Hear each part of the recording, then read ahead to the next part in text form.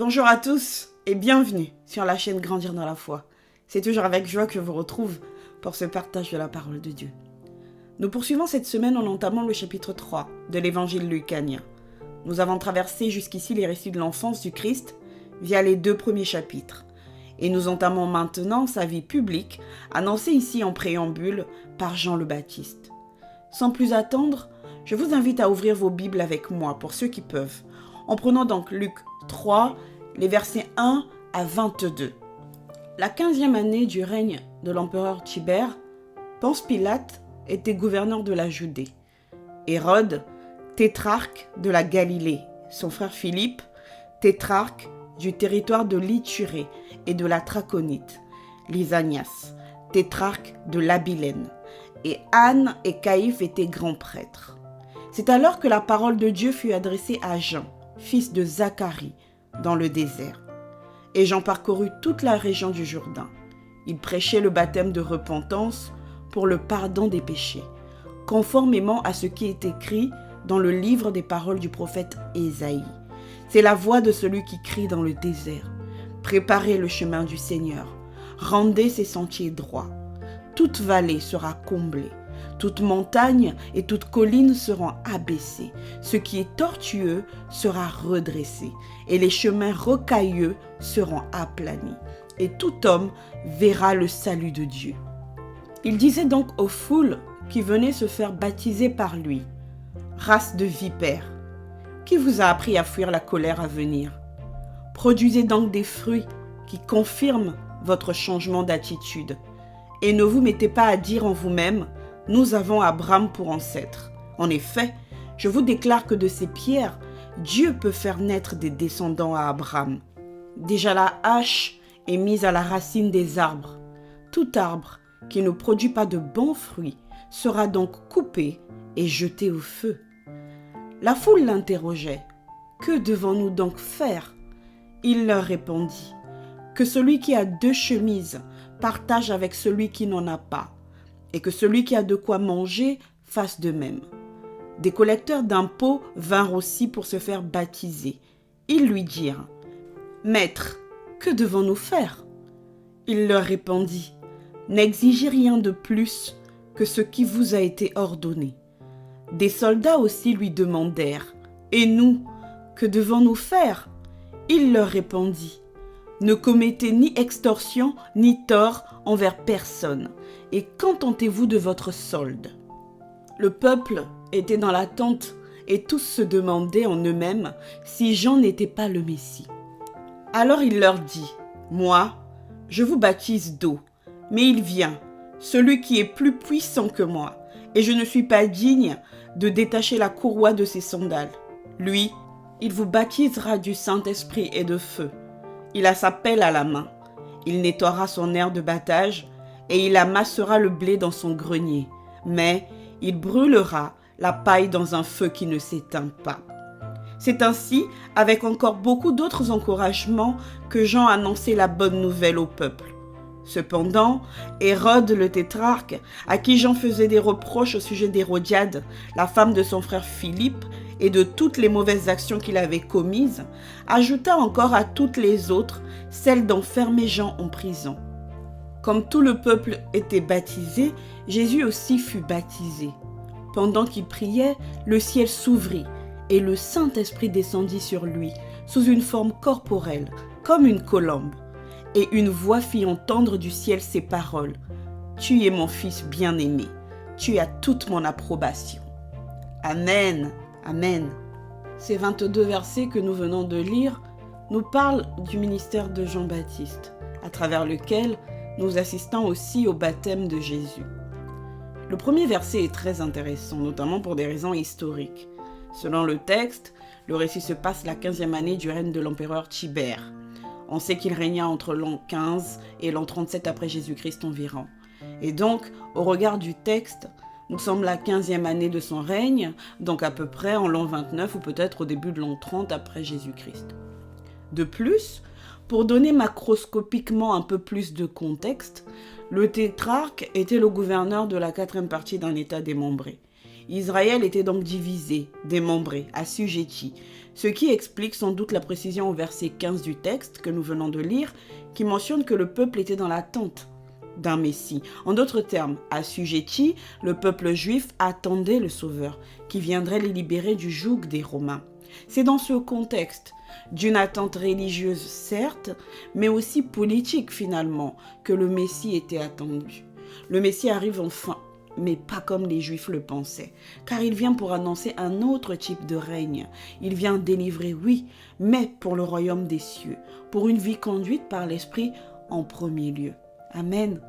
Si nous poursuivons maintenant notre méditation avec les versets 2 à 3, il nous est annoncé comment Jean débute son ministère. C'est alors que la parole de Dieu fut adressée à Jean, fils de Zacharie, dans le désert. À la suite de quoi, à la suite de ces paroles, Jean se mit à parcourir le Jourdain. Jean est un prophète pas comme les autres. Il ne vit pas au milieu du peuple comme les prophètes qui l'ont précédé. Il vit en dehors, dans le désert, symbole de son ministère qui est différent. Il est mis à part pour annoncer que le royaume des cieux est tout proche. Il est intéressant de noter que Jean commence son ministère non pas de son propre chef, mais guidé par le Seigneur après avoir entendu sa parole. Après Malachie dans l'Ancien Testament, il est évoqué une longue période intertestamentaire, peut-être 500 ans environ, pendant laquelle Dieu n'avait plus parlé à aucun prophète. À travers Jean, voici que Dieu se manifeste et parle à nouveau. C'est dire l'importance du message révélé. Jean débute ainsi sa mission en appelant à la conversion des cœurs, pour accueillir celui qui vient, ou plutôt, devrais-je dire, celui qui est déjà là en fait. À travers les versets 4 à 6, Jean fait référence à ce qui est dit dans Ésaïe 40, les versets 3 à 5, pour mentionner ici que nous sommes dans l'accomplissement de ce qui avait déjà été proclamé. Amen. Les vallées, ceux qui sont opprimés, ceux qui pleurent, ceux qui ont soif de pardon, ceux qui veulent être sauvés, etc., seront comblés, alors que les montagnes, les collines, en d'autres termes, les orgueilleux, ceux qui refusent le repentir, ceux qui marchent sans la crainte de Dieu, etc., seront abaissés. À la lumière des versets 7 à 9, il ne suffit plus d'avoir Abraham pour ancêtre. Notre attitude doit maintenant produire des fruits. Jean en appelle ainsi à l'œuvre individuelle de la repentance. Il exhorte à s'humilier, à reconnaître son état de pécheur devant Dieu et à accepter le jugement de Dieu sur un tel état. Celui en qui ce travail s'accomplit tremblera sous la menace de la juste colère de Dieu. Et ainsi, celui-ci sera capable d'accepter avec joie le Sauveur qui vient payer le prix du jugement à notre place. À ce propos, nous lisons par exemple dans Proverbe 28, 13, « Celui qui cache ses transgressions ne prospère pas, mais celui qui les avoue et les délaisse obtient miséricorde. » Amen. De façon un peu plus tangible, le péché crée une cassure. Il nous éloigne de Dieu. Et comme la parole de Dieu nous le dit, le salaire du péché, c'est la mort. Romains 6, 23. Mort spirituelle, mais aussi mort physique, soit directe ou indirecte. En effet, les conséquences du péché peuvent impacter un ou plusieurs domaines de notre vie. Et en plus, ceux qui nous entourent payent aussi le prix, malheureusement. Nous avons l'exemple du roi David, qui convoite la femme d'Uri, Bathsheba, qui finit par l'entraîner avec lui dans l'adultère, et à la fin, c'est le pauvre Uri qui meurt. Bien que Dieu soit un Dieu juste et fidèle, car Uri ne sera pas oublié. Son nom apparaît notamment dans la généalogie de Jésus-Christ en Matthieu 1, 6. Nous devons tout de même prendre conscience que notre péché peut impacter nos enfants, notre entourage, nos relations au travail ou tel autre domaine de notre vie. Si nous prenons le temps d'analyser les choses, nous en verrons les conséquences autour de nous. Nous nous rendrons compte que nous aurions pu avoir une autre vie et ceux qui nous entourent aussi. Dieu, dans son amour, nous donne le seul moyen de sortir de la culpabilité et d'échapper à son jugement. Il nous donne le moyen d'être réconciliés avec lui pour réouvrir à nouveau son ciel pour nous. Et ce moyen, c'est la vie en Jésus-Christ. Amen. Ainsi, à travers les versets 7 à 14, pour préparer les cœurs à recevoir le Christ, Jean prêche la conversion, la transformation des cœurs et aussi le changement d'attitude, en aspirant à la bonté, l'amour, la justice, la charité. Que celui qui a 2 chemises partage avec celui qui n'en a pas, et que celui qui a de quoi manger fasse de même. N'exigez rien de plus que ce qui vous a été ordonné. Ne commettez ni extorsion ni tort envers personne, et contentez-vous de votre solde. Amen. Pour ceux qui sont actuellement en carême, nous sommes exhortés à prier, à jeûner et à aspirer à la charité pendant ce temps de désert. Du moins, un peu plus que d'habitude. Peut-être pouvons-nous aussi, en plus, nous poser la question suivante, ou les questions suivantes. Quel est le reproche que l'on me fait souvent sur mon caractère, par exemple? Suis-je colérique? Ai-je du mal à me remettre en question? Ou encore ai-je déjà prié intentionnellement pour un frère ou une sœur pendant quelques jours par empathie? Ou peut-être encore, y a-t-il quelque chose que je peux décider de faire qui soulagera le quotidien de mon conjoint, ma conjointe, une ou un ami, mes enfants, etc. La vie en Jésus-Christ est une vie qui porte du fruit. Elle se vit au gré de nos transformations du cœur.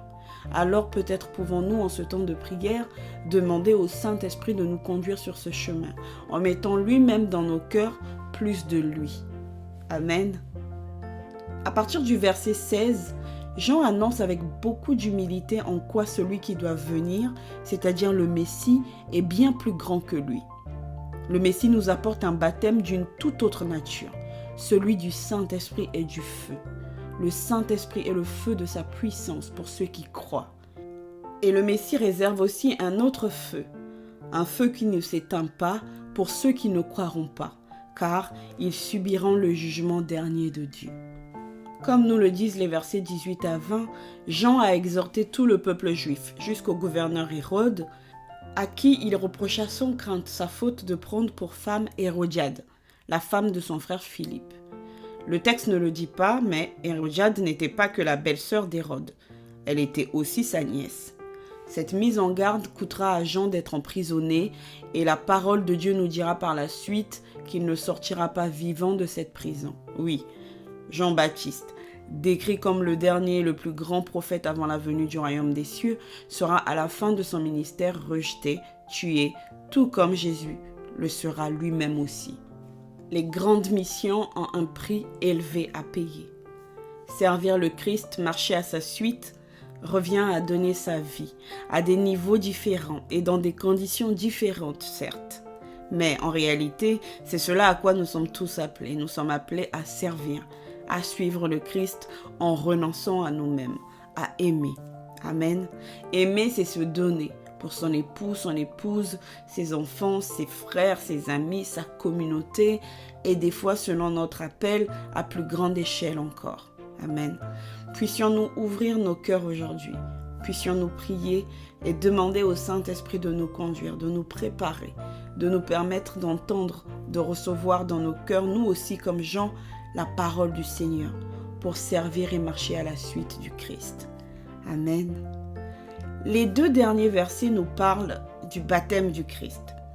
Et à la suite de ce baptême, après un passage dans le désert, nous en parlerons au prochain audio, Jésus commencera son ministère. À travers Jean, Jésus lui aussi se présente au baptême, s'associant ainsi aux pécheurs repentants, prêt à traverser tout ce que nous traversons, quoique lui n'avait aucun péché à confesser. Jésus, dont la mission est de payer le prix de nos péchés, en prenant notre place face au jugement de Dieu, s'associe à nous dès notre baptême, nous encourageant ainsi à reconnaître notre culpabilité afin qu'il la prenne et la porte à notre place. Amen. Les évangiles mathéens, marciens et lucaniens sont des évangiles dits synoptiques, c'est-à-dire qu'il est facile de les mettre en tableau et les comparer, car ils partagent beaucoup de passages en commun. Par exemple, on retrouve ce passage de Luc 3 en Matthieu 3 et Marc 1, avec bien sûr des différences selon les évangélistes. Des 3 évangélistes, seul Luc prend le temps de préciser que Jésus priait au moment de son baptême. C'est au moment où Jésus priait que le ciel s'ouvrit et que le Saint-Esprit descendit sur lui, nous dit le texte. Je vais le redire. C'est au moment où Jésus priait que le ciel s'ouvrit. Nous verrons d'autres passages dans l'Évangile qui nous feront remarquer que Jésus priait beaucoup. Jésus, lui qui est fils de Dieu, priait tout le temps.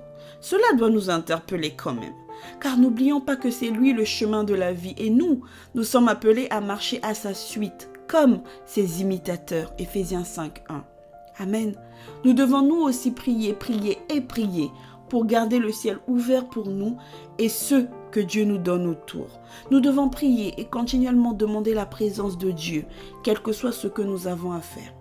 Martin Luther King disait d'ailleurs à ce propos: « Aujourd'hui, j'ai tellement de choses à faire que je dois d'abord consacrer 2 à 3 heures à la prière. » Thomas Roberts disait encore: « Le diable a plus peur d'un chrétien à genoux que d'un prédicateur debout. » Prier, c'est comme dire à Dieu: « Mon rendez-vous le plus important de la journée, c'est toi. » Est-ce que quelqu'un veut le dire à Dieu aujourd'hui? « Seigneur, mon rendez-vous le plus important chaque jour, c'est toi. » Peut-être pouvons-nous demander au Saint-Esprit d'inspirer lui-même nos prières, car, comme le dit la parole de Dieu, nous ne savons pas ce qu'il convient de demander dans nos prières.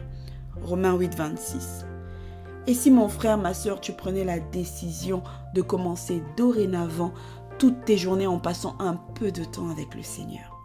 Bonjour mon Dieu, je te dis merci pour cette nouvelle journée, pour ce souffle de vie que certains n'ont pas eu. Je te rends grâce pour ta rosée de ce jour. Je m'attends à toi tout le long de cette journée. Voici mon programme de la journée que je te soumets. Toutefois, par ton esprit, rends-moi s'il te plaît attentive à ce que tu veux faire, afin que je sois prête à faire autrement si tu le désires. Voici, Seigneur, que je t'offre 5 minutes de silence avant de commencer ma journée. Imprègne en moi ce que tu veux, s'il te plaît. Une parole, une pensée, ta paix, ta joie, ou même juste un silence, me voici, etc. Amen. Ceci n'était qu'un exemple et je ferme cette petite parenthèse en laissant le Saint-Esprit inspirer chacun de nous. Pour en revenir à notre texte, Jésus, par sa prière, demeure en parfaite communion avec son Père céleste. Et ainsi, le Père trouve en son Fils, dans sa condition d'homme, l'homme parfait, humble de cœur, venu obéissant dans ce monde pour faire sa volonté. Jésus fait ainsi toute la joie de son Père, et il est scellé du Saint-Esprit pour sa mission, manifestant ainsi le ministère de la Sainte Trinité. Amen. Au cas où ce ne serait pas clair pour nous les amis, je vais le dire autrement. La parole de Dieu nous dit que nous sommes tous, par la vie en Jésus-Christ, membres de son corps. En d'autres termes, ce n'est plus nous que notre Père céleste voit quand nous acceptons de donner notre vie à Jésus-Christ. Il voit le grand frère, le fils aîné, celui en qui il trouve tout son plaisir. En d'autres termes encore, en Jésus-Christ, nous sommes sanctifiés. Nous profitons de sa perfection à lui, ce qui nous donne accès au royaume des cieux, ce qui nous permet de nous approcher du trône de grâce avec assurance, en notre nouvelle qualité d'enfant de Dieu, d'héritier de Dieu, de co-héritier de Jésus-Christ. Amen. Je ne sais pas si tu comprends, mon frère, ma sœur, ce que ça signifie, car l'héritage est grand. La promesse est grande, et c'est pour toi et moi. Il est tellement plus palpable, je sais bien de dire, c'est le fils du maire, c'est le fils du président. Mais toi, mon ami, sais-tu de qui tu es l'enfant? Tout ce que nous vivons ici sur terre passera. Toutes ces épreuves ne sont là que pour un peu de temps. Mais la vie d'après, elle est éternelle. Jésus nous offre la vie d'après en priorité. Et ce royaume, qui est notre espérance, notre héritage, nous pouvons aussi le vivre dès ici-bas, si nous nous donnons au Seigneur, si nous nous repentons. Et c'est de ça dont il est question ici. Amen. Il est encore temps pour nous d'aspirer à changer de vie. Il est encore temps de supplier le Seigneur pour vivre une vraie conversion du cœur. Jésus frappe encore aux portes de nos cœurs. J'avais à cœur de vous proposer une petite prière pour terminer cet audio. Mais à la dernière minute, il m'a paru bon de me taire et de laisser la parole de Dieu nous parler elle-même. Et pour ce faire, le passage qui m'a été donné est celui de Romains 8, qui reprend bien le message de ce podcast. Alors je vais lire pour vous Romains 8 et laisser la parole de Dieu faire ce qu'elle veut faire en chacun de nous. Amen. Le texte étant un peu lent, je vais vous lire les versets 1 à 18, puis 28 à 39.